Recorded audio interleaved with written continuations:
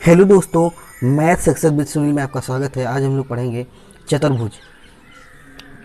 चतुर्भुज किसे कहते हैं, इसकी परिभाषा जान लेते हैं।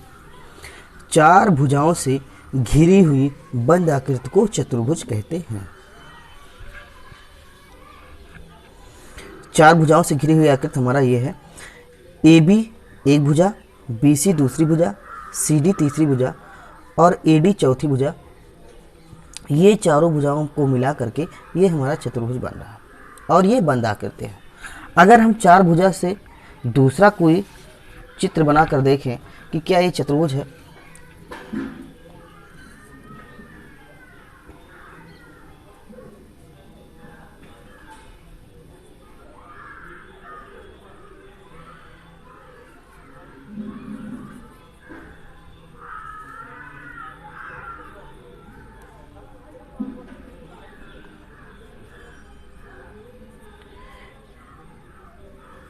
ये चार भुजा है। ए बी एक पहली भुजा, ये दूसरी भुजा, ये तीसरी भुजा, ये चौथी भुजा। तो ये चतुर्भुज नहीं है। चार भुजा तो है लेकिन ये चतुर्भुज नहीं होगा। क्यों नहीं होगा? क्योंकि ये बंद नहीं है, चतुर्भुज नहीं है।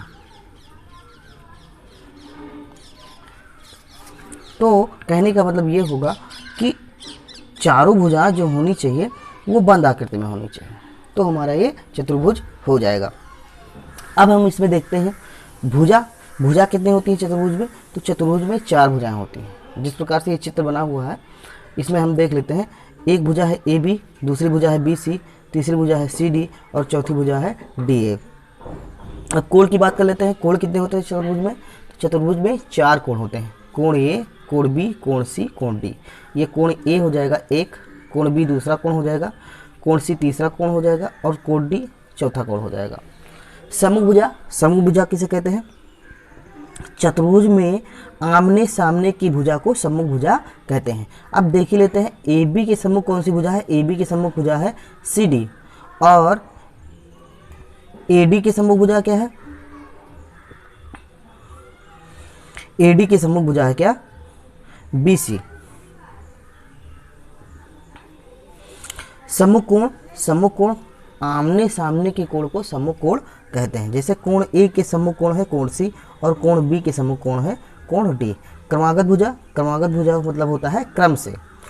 ए बी और बी सी ये क्रम से है, ए डी और ए बी क्रम से है, बी सी और सी डी क्रम से है, डी ए और ए बी क्रम से है।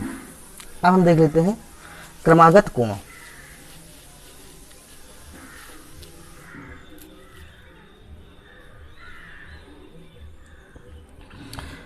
क्रमागत कोण, कोण ए कोण बी क्रमागत है, कोण बी और कोण सी क्रमागत है, कोण सी और कोण डी क्रमागत है, कोण डी कोण ए क्रमागत है। अब चतुर्भुज के चारों कोणों का योग कितना होता है? चारों कोणों का योग होता है 360 अंश। कोण ए, कोण बी, कोण सी, कोण डी बराबर कितने हो जाएगा? 360 अंश। अब हम देख लेते हैं चतुर्भुज के प्रकार।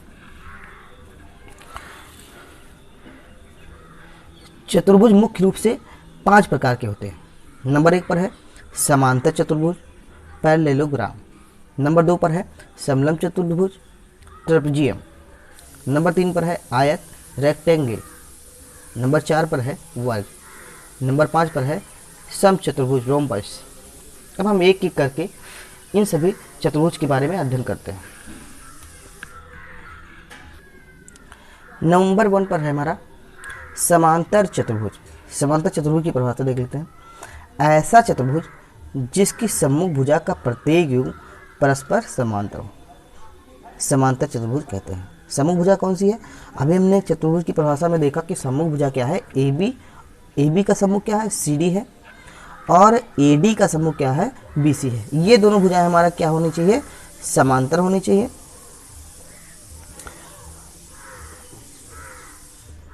अब देखते हैं समांतर चतुर्भुज की सम्मुख भुजा बराबर होते हैं।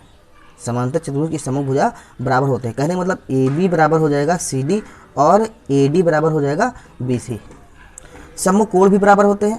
कोण ए बराबर कोण सी, कोण बी बराबर कोण डी हो जाएगा। विकर्ण परस्पर समद्विभाजित करते हैं। मतलब विकर्ण एक दूसरे को क्या करते हैं, दो भागों में विभाजित करते हैं। तो AO बराबर OC हो जाएगा और BO बराबर हो जाएगा OD। अच्छा, इसमें सम्मुख भुजा कौन सी है ये देखते हैं। सम्मुख भुजा है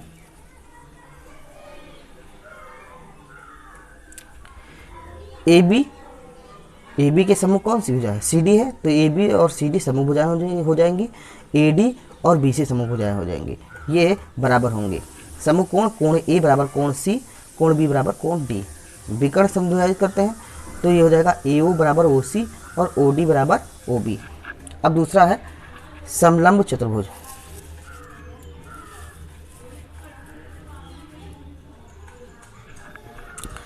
ऐसा चतुर्भुज जिसमें सम्मुख भुजा का कोई एक युग्म समांतर हो तथा दूसरा युग्म समांतर न हो, समलंब चतुर्भुज कहते हैं। अब ये चतुर्भुज है ABCD या ACDB समलंब चतुर्भुज है। इसमें दो भुजाएं समांतर हैं, कौन सी, AB और CD भुजाएं समांतर हैं, परंतु AC और BD समांतर नहीं है। ये अगर एक दूसरे को बढ़ा दिया जाए तो कहीं ना कहीं एक दूसरे को ये प्रतिच्छेद कर देंगी, कौन सी भुजा, AC और BD भुजा, इसलिए समांतर नहीं होंगे। तो ये हो गया हमारा समलंब चतुर्भुज की परिभाषा। अब 3 नंबर पर है हमारा आयत। आयत की परिभाषा देख लेते हैं। ऐसा चतुर्भुज जिसकी सम्मुख भुजा एक दूसरे के बराबर व समांतर हो तथा प्रत्येक कोण 90 अंश का हो। चतुर्भुज होना चाहिए, उसमें सम्मुख भुजा बराबर होना चाहिए। जैसे AB बराबर क्या हो जाएगा, CD, और BC के बराबर क्या हो जाए, AD, और प्रत्येक कोण 90 अंश का हो। कोण A, कोण B, कोण C, कोण D बराबर 90 अंश का होगा, तो ये हमारा हो जाएगा आयत। अब दूसरा है हमारा वर्ग।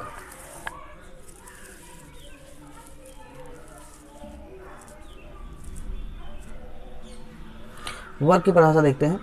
ऐसा चतुर्भुज जिसकी चारों भुजा बराबर व प्रत्येक कोण समकोण अर्थात 90 अंश हो, वर्ग कहते हैं। एक चतुर्भुज है ABCD, इसमें चारों भुजाएं आपस में बराबर हैं।